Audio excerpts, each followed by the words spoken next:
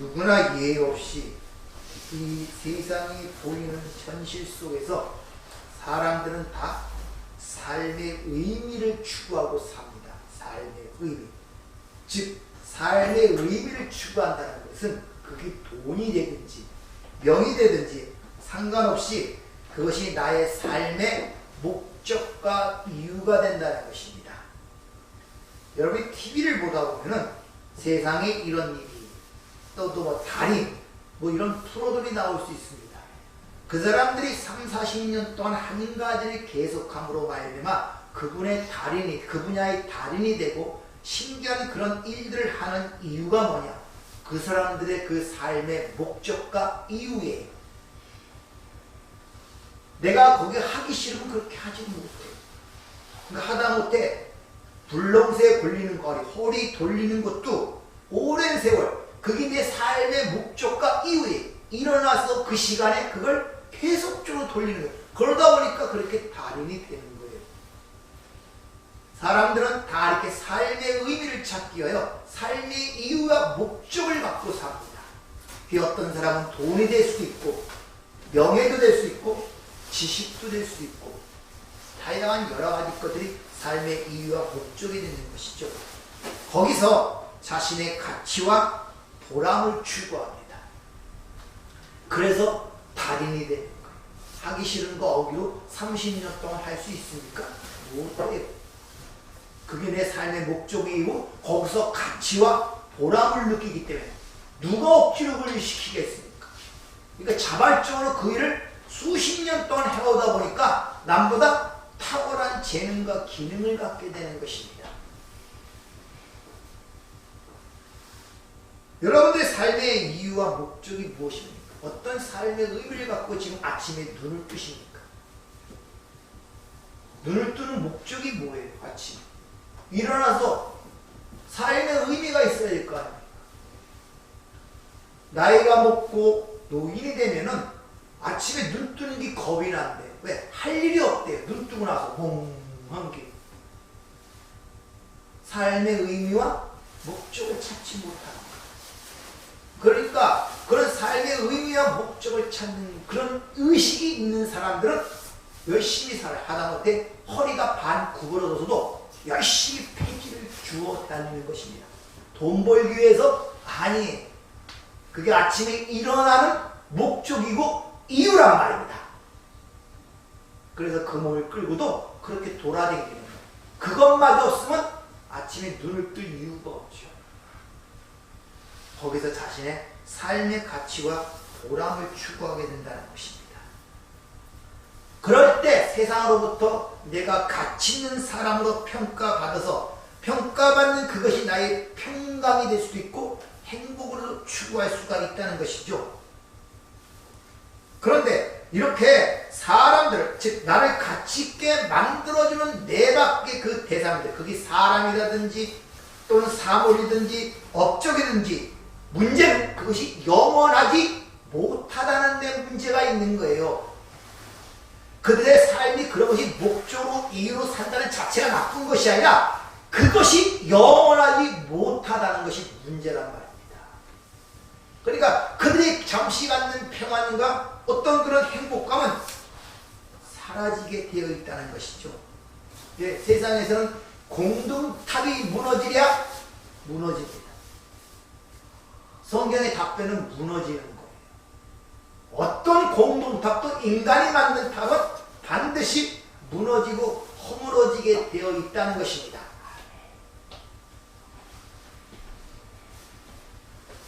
따라서 하나님께서 그 당신의 백성들의 삶에 개입을 하여 그런 문제들을 가리키기 위하여 그들이 쌓고 있는 모든 것들을 하나하나 부숴나기 시작합니다. 열심히 공동탑을 세웠는데 무너져 버린다. 그럼 이걸 해봐도 안 되고 저걸 해봐도 안 되고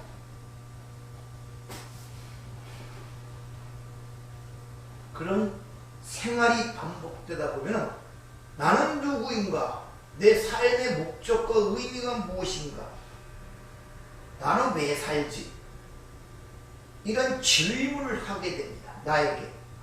그런 의문을 갖게 되고 고민을 갖게 되고 번민을 갖게 된단 말입니다. 바로 그 자리에 하나님의 복음이 임하는 것입니다. 그게 천국은 침노하는 자의 것이라는 주님의 말씀의 의미라고 합니다. 바로 그 일을 누가 하느냐? 믿음이 그 역할을 하는 거예요. 그래서 내 의지와 뜻과 상관없이 아브라함이 소망도 없고 믿음도 없었을 때 그 믿음이 그 안에서 일을 하여 그를 하나님의 백성으로 만들어내는 그 일이 있었듯이 똑같이 우리 삶 속에 그런 일을 한다는 것이죠. 그래서 그 믿음이 여러분 안에서 일을 하게 되면 여러분 생각과 정반대의 현상들이 삶 속에 많이 나타나요. 즉 내가 그렇게 가치 있게 보고 의미 있게 생각하는 것들이 진짜가 아니었구나. 다시 말하면 여러분이 세상에 살면서 이게 현실이고 이것이 나였구나를 생각하는 그것들이 이게 가짜고 이게 잘못된 것이었구나를 깨닫게 만든단 말입니다.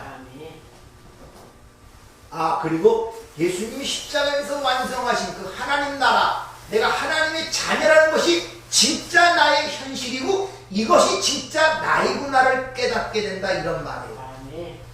그래서 하나님께서 주신 그 믿음은 바로 보지 못하고 소망, 바라는 것들과 보지 못하는 것들의 증거와 실상이라 하는 이유가 바로 거기 있는 것입니다. 믿음이 여러분 안에서 그 일을 하고 있단 말입니다. 따라서 그 믿음은 땅의 것을 찾게 하는 것이 아니라 하늘의 것을 찾게 만든단 말입니다. 여러분의 삶이 어떠냐고 지금 물으신다면 뭐라고 대답하겠습니까? 진짜 여러분 지금 평화스럽게 살고 있습니까? 반대죠. 힘들고 고단하죠. 왜? 이 세상은 태어 창조시부터 얼로 끌고 가느냐? 불못이라는 지옥으로 그 종말이 결정된 상황 속에서 글로 향해 치닫는 곳에서 평화를 느낀다는 것은 역사를 보지 못하는 사람들의 특징이고 소경된 자들의 특징이에요. 당연히 그런 것을 인식하는 자들은 그런 삶 속의 삶이 고단하고 힘들 수밖에 없다는 것입니다. 뿐만 아니라 세상에서 가장 무서운 것이 뭔지 아십니까? 사자입니까? 근데 사람이 그렇게 무섭게 보입니까? 그런 사람들과 여러분이 지금 관계를 갖고 살아가고 있잖아요. 진짜 추하고 더럽고 추악하고 무서운 것은 사자도 아니고 호랑이도 아니고 뱀도 아니고 사람이란 말입니다. 근데 그런 사람과 관계성 속에서 살아가는데 어찌 그 삶의 평강이 있을 수가 있겠냔 말이에요. 여러분 생각 자체가 잘못된 거잖아요. 근데 여전히 사람들은 그런 실체를 말로는 사람이라고 하면서도 그걸 인정하지 않습니다. 내 자신 자체도 인정하지 않는다는 것이죠. 그러니까 당연히 이 땅의 삶은 평화로울 수가 없는 것입니다. 사람이 둘, 셋이 모이면 거기에 다툼이 일어나고 시기가 일어나고 싸움이 일어나는 이유가 바로 거기 있는 것입니다. 이렇게 세상과 세상 사람들에 의해 규정된 나, 즉 육적인 나가 살아가는 이 세상의 실태를 한마디로 요약하기를 하나님의 진노 아래 있다, 이렇게 얘기하는 거예요. 그리고 그들의 삶의 특징의 모습이 바로 로마서 1장 18절부터 32절까지 아주 일목요연하게 쫙 기록되어 있는 것을 우리가 볼 수 있단 말입니다. 근데 이런 세상 가운데 당신의 백성들에게 오늘 너에게 평화가 있다, 이렇게 지금 선언하고 있단 말이에요.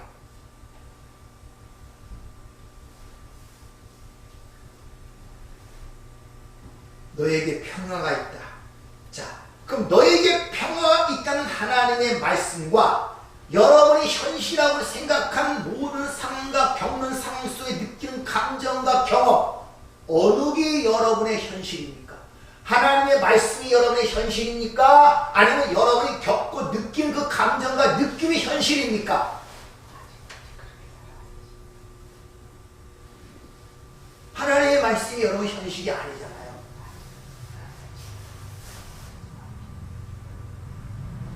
여전히 내가 이 땅에서 겪고 있는 거기서 느껴지는 감정과 느낌이 현실이라고 생각하고 있어요. 약속의 말씀을 믿지 않는 것입니다. 문제는 거기 있단 말입니다.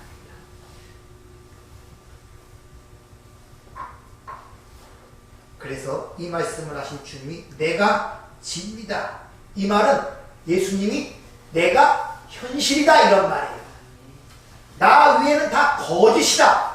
나 위에는 전부 다 속임수다. 나 위에는 전부 다 비진리다. 나 위에는 모든 게 꿈이고 허망이다. 이렇게 얘기하는 거예요. 예수님이 내가 진리다 이런 말은.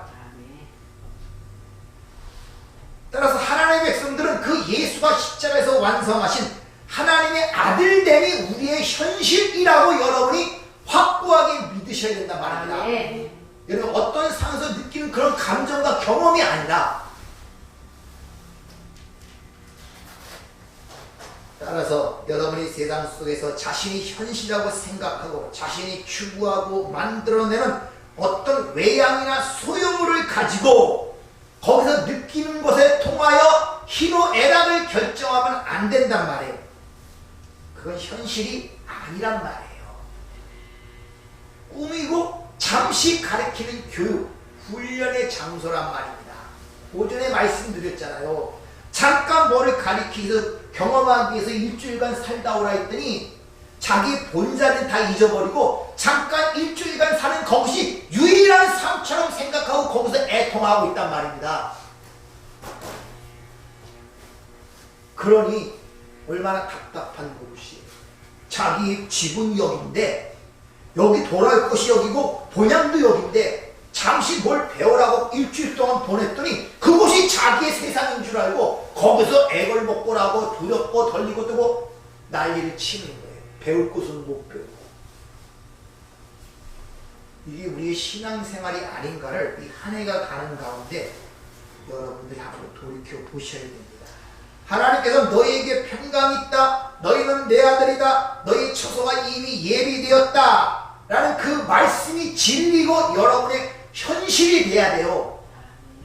그게 현실이 돼야 된단 말입니다. 그래서 오늘 본 말씀을 통해서는 믿음으로 의롭게 된 이들은 환난 속에서도 즐거워한다는 거예요. 환난 속에서. 이 환난 속에서 즐거워한다는 이 말도 오해를 하는 분들이 꽤 많습니다. 이 말의 의미를 잘 이해해야 돼요.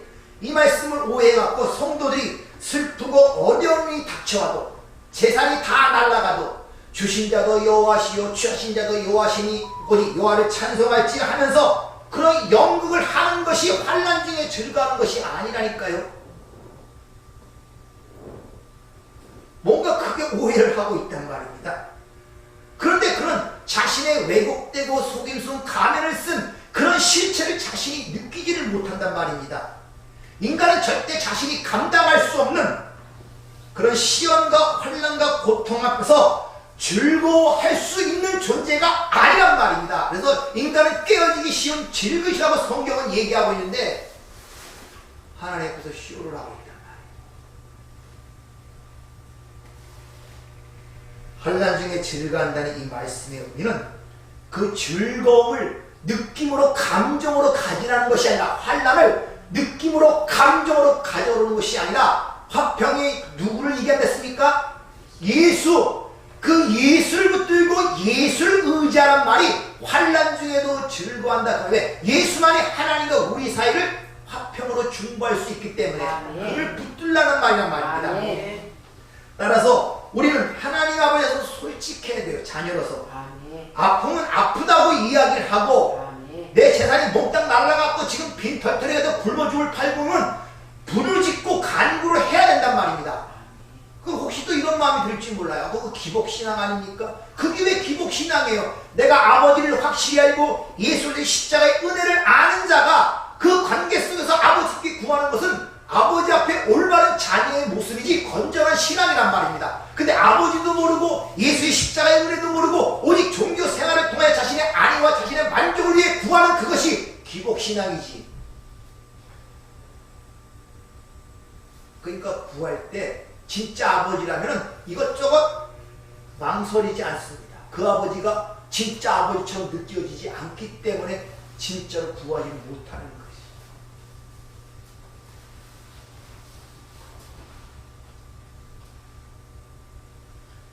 자, 여기서 그렇게 내가 아버지로서 그 앞에 열심히 구하고 부르짖었는데 하나님이 그 일을 그냥 시행해 버리시네.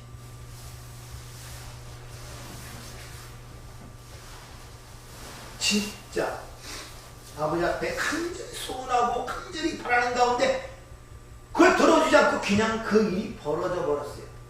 그럼 무슨 뜻입니까 그게? 네? 무슨 뜻이겠어요? 그럴 때는 올바른 손도 올바른 그 인식을 갖고 있는 사람이면 이것이 나에게는 진짜 필요가 없는 것이고 떨어져 나가야 할 것이구나 라고 인정을 해야 된단 말입니다. 왜? 내가 진짜 아버지를 믿고 아버지한테 그렇게 간절히 구하고 부르짖었는데 그 일이 그대로 있으면 아버지 모시기에 나한테 필요가 없다고 생각해서 떨어내시는 것이구나 이렇게 인정을 해야 되고 모든 것이 내 뜻대로 되는 것이 아니라 아버지 뜻대로 되는 것이 진정한 신앙 고백이 거기서 나와야 된단 말입니다. 이걸 가장 잘 보여준 것이 예수님의 겟세마네 기도 아닌가. 할 수만 있으면 이 자를 내게서 옮겨주시옵소서. 당연한 거예요. 그분은 육신을 입고 오셨기 때문에 고통스럽고 힘들었단 말입니다. 오죽하면 제자들에게도 내가 심히 고민하여 죽게 됐으니 나를 위해 기도해달라고 그러잖아요. 그럼에도 불구하고 그게 시행되기 때문에 그러나 아버지 뜻대로 하옵소서. 이게 진정한 자녀의 모습인 거예요. 다윗이 우리아의 아내 밧세바를 범하고 첫 번째 아들을 낳죠. 근데 하나님이 그 일로 인하여 그 아들을 죽이겠다고 합니다. 그러자 다윗이 금식을 하며 통곡하며 부르짖습니다. 근데 하나님이 다윗의 기도를 듣지 않고 그 아이를 죽여버려요. 그러자 그 소식을 듣자마자 바로 일어나서 얼굴을 씻고 밥을 먹어요. 포기를 했단 말입니다. 하나님의 뜻을 인정했단 말입니다. 네. 그런데 자신의 것이 다 털리고 엄청난 고통과 슬픔 속에 있음에도 훌륭한 신앙인처럼 아무렇지도 않은 듯 말씀을 인용해 가면서 주신 자도 여호와시오 취하신 자도 여호와시오 하면서 자신을 그렇게 속이게 되면은 결국 어디로 가게 되느냐? 하나님을 원망하는 자리로 가게 될 수밖에 없다는 것입니다. 왜? 실제는 그 마음속에 포기가 되지 않은 상태예요. 주신 자도 여호와시오 취하신 자도 여호와시오 그 속에는 진짜가 포기되지 않았단 말입니다.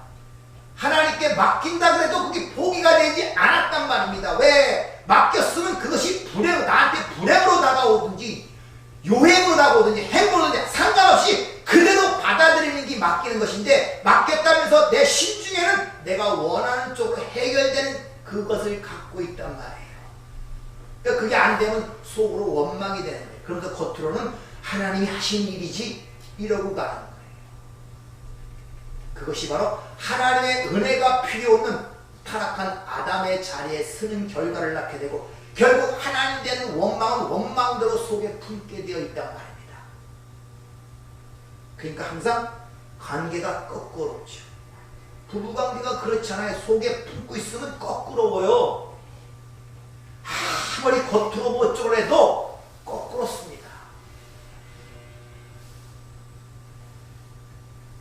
여러분들이 하나님을 아버지로 아신다면 어린아이가 돼야 돼요. 그래서 어린아이가 되지 않고 천국에 들어갈 수 없다고 분명히 얘기하시죠. 따라서 이 역사와 우리 인생은 우리가 어떤 존재였는데 어떻게 하나님이 아들이 되었는가를 가르치고 경험하고 체험하는 교육, 훈련의 장소란 말입니다. 그래서 잠시 세상에 보내신 거예요. 여기까지 이해되시죠? 그럼 여러분이 이 땅에 태어났을 때 어린아이 태어났지 않습니까? 그때 똥, 오줌 가립니까? 스스로 젖을 찾아 먹습니까? 그런 경험들을 통하여 자란 거 아닙니까? 마찬가지예요. 우리가 하나님의 백성이 되는 순간에 내 실체를 깨닫는데 내가 똥오줌 못 가리는 자구나. 쉽게 말하면 세상을 좋아해 타락한 탐자와 같구나. 길을 잃은 내가 어린 양이었구나를 깨닫는 과정과 경험을 통하여 배워야 된단 말입니다. 그런 현실 가운데 그런 불가하고 연약한 존재에게 하나님의 은혜와 긍휼로 감싸주시는 아버지의 사랑과 성실하심을 믿음 안에서 경험하고 거기서 그 은혜를 찬송하는 대로 나가는 것이 신앙생활의 목적인 것입니다. 영화를 보면은 어떤 사람이 임종을 앞두고 다 얘기를 하면 과거에 제가 태어날 때부터 지금까지 그것이 파노라마처럼 비디오처럼 쫙 펼쳐지면서 얘기하는 그런 장면들이 영화에서 많이 나오죠. 성도도 마찬가지예요. 하나님 앞에서 죽음을 앞두고 천국문 앞에서 자신이 누구였는가, 태어나서부터 여기까지 살아와서 하나님의 백성으로 하나님의 자녀로 입성되기까지 그 과정이 쭉 눈으로 보는 것이 아니라 삶으로 보는 것이 우리의 인생이란 말입니다. 그렇잖아요. 우리가 부모님들 생각하고 그럴 때도 야, 내가 어렸을 때 똥오줌 다 가려내고 내가 아플 때 이렇게 하셨고 저렇게 하셨고 이런 가운데 그렇게 때 부모의 문에 때 그래야 철이 들었다 그러잖아요. 부모의 사랑을 깨달아질 때 신앙도 철이 안 들으면 잘하질 못해요. 항상 자기 입장에서는 생각하고 이거 안 해줘 저거 안 해줘 철부지 아이처럼 놀게 된단 말입니다. 잘해야 된단 말이에요. 그래서 우리는 이 인생이라는 것을 우리 비디오를 눈을 뜨고 쭉 보지만 바로 삶으로 지금 그걸 보면서 경험하고 체험하며 배우면서 사는 것이 신앙생활임을 여러분이 꼭 기억하시길 바랍니다. 따라서 예수 안에 감춰져 하늘 보좌에 이미 앉아있는 우리들은 예수와 함께 지금 동행하면서 이 역사라는 시간을 살아내면서 인생을 살아가면서 그것을 지금 삶으로 보고 있는 거예요. 나의 연약함과 무지함, 고집스러움, 어리석음 그것이 첫 해, 두 해, 세 시간이 갈수록 이제 그런 것들을 눈으로 보고 야 이런 가운데 하나님의 은혜가 임했었구나 사랑으로 감쌌구나. 여러분 어버이날 부르는 그 노래 아시죠? 어머니 은혜인가? 그 가사를 보면 이렇습니다. 나실 때 괴로움 다 잊으시고 기르실 때 밤낮으로 애쓰는 마음 진 자리 마른 자리 가라니시며 손발이 닿도록 고생하시네. 하늘에 그 무엇이 널 따리요 어머님의 희생은 가히 없어라. 어려서 안고 업고 얼러주시고 자라서는 문기대어 기다리는 마음 알을 쌓 그릇대 쌓 자식 생각에 고우시던 이마에 주름이 가득 땅 위에 그 무엇이 높다 하려 어머님의 정성은 지극하여라. 사람의 마음속에 온가지 소원 어머니 마음속에 오직 한 가지 아낌없이 일생을 자식이 위하여 살과 뼈를 깎아서 바치는 마음 이 땅에 그 무엇이 거룩하리요.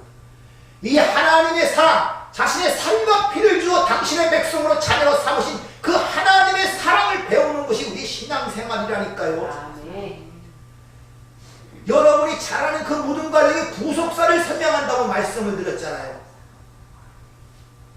그 아버지의 사랑을 여러분이 배우고 그걸 만끽을 해야 된단 말입니다.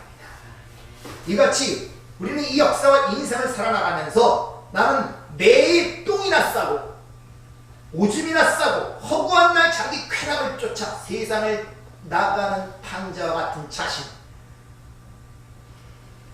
쉬운 말로 자신이 티끌 같음을 깨닫는데 그리고 그 가운데 하나님이 값없이 자신의 살과 피를 뼈를 깎아 나를 하나님의 자녀로 만들어 주셨구나. 이걸 깨닫는 게 신앙생활이란 말입니다. 그렇게 될 때 진짜 나의 아버지를 소망하게 되고 내가 가야 할 그곳을 소망하게 된단 말입니다. 그래서 오늘 본문 중에 왜 환난 중에도 즐거워할 수 있는가? 바로 그것 때문에 그걸 이해하기 때문에 바로 그것이 소망을 이루는 줄 알기 때문에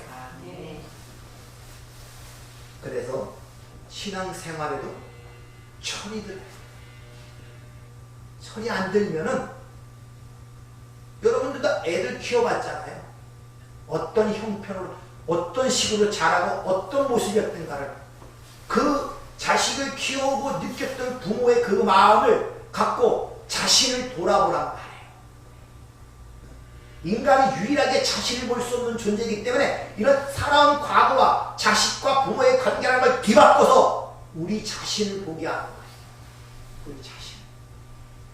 때로는 그런 날을 옛날에 아무 생각 없이 부모에서 자식이 이런저런 했죠.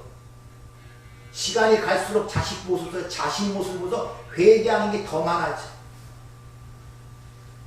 얘기하는 거 보면 나는 그때는 부모로서 얘기하는 거 보면 나는 그 나이 때는 잘한 것 같죠? 엄청 잘한 것 같습니까? 똑같은 삶을 살았어요. 그걸 깨달아야 돼. 그럼에도 불구하고 부모님이 참아주셨고 인내하셔서 내가 여기까지 왔구나. 그걸 아는 순간에 하나님을 생각하면서 내가 신앙이 좋아서 똑똑해서 잘 믿어서 그런 것이 아니라 부모가 참아주셔서 기다려주셔서 붙잡아주셔서 그 은혜를 거두지 않으셔서 내가 오늘 이 자리에 있구나. 그럴 때 철이 들어요. 그 사랑이 느껴지니까. 그럴 때 여러분의 있던 그 여러가지 묵혀있던 세상의 찌꺼들이 하나둘씩 찢겨내고 찢겨나가는 것입니다. 빛이 어둠을 비칠 때 어둠이 물러가는 것이 삶 속에 느껴져요. 여러분들 하나님의 사랑을 배우는 거예요. 은혜를 배우는 거예요. 사랑은 우리가 내놓을 수 없기 때문에 내가 사랑하려면 사랑을 받아야 돼. 사랑은 이 문자적으로 되어지는 게 아니란 말입니다. 내가 받아서 감지하고 느껴질 때 그걸 나눌 수가 있는 거예요. 그럴 때 바로 여러분 자신이 용서가 될 수 있고, 그럴 때 그 용서된 마음에서 흘러내는 그 하나님의 사랑이 또한 그 상한 영혼들을 치유하고 살려내는 역사가 있다는 사실을 꼭 기억하시기 바랍니다. 여러분들은 한번 인생을 하나님께서 얼마나 오래 참고 인도하시고 감싸고 있다는 것을 세세히 살피시고 그런 것들을 통하여 그 은혜를 발견함으로 말미암아 돌아오는 새해는 모든 것마다 그 은혜가 보여줘서 너무나 그 은혜에 감사하고 항상 찬송하는 삶이 되기를 부탁을 드립니다. 아멘. 은혜롭고 자비로우신 아버지 하나님 감사를 드립니다. 우리의 모든 삶이 그러함에도 불구하고 여전히 사망의 몸은 육신으로는 죄의 몸이 섬긴다는 이 바울의 고백이 왜 그렇게 절실하게 느끼는지 모릅니다. 그럼에도 불구하고 그 모든 것이 나의 유익을 위하심을 알게 찬송할 수가 있습니다. 주님, 우리의 모든 것들을 아버지는 아십니다. 내가 겪어내야 할 것, 또 내가 떨어내야 할 것, 또 내 힘으로 감당치 못할 것, 주님 내가 이겨내야 할 것들 다 알고 계십니다. 주님 하나하나 가르침 가운데 순종할 수 있는 저희가 되게 하시고 우리가 철이 들어 진짜 하나님의 사랑을 깨달아 항상 감사하며 살아가는 저희가 될 수 있도록 축복하여 주시옵소서. 예수님 이름으로 기도하옵나이다. 아멘.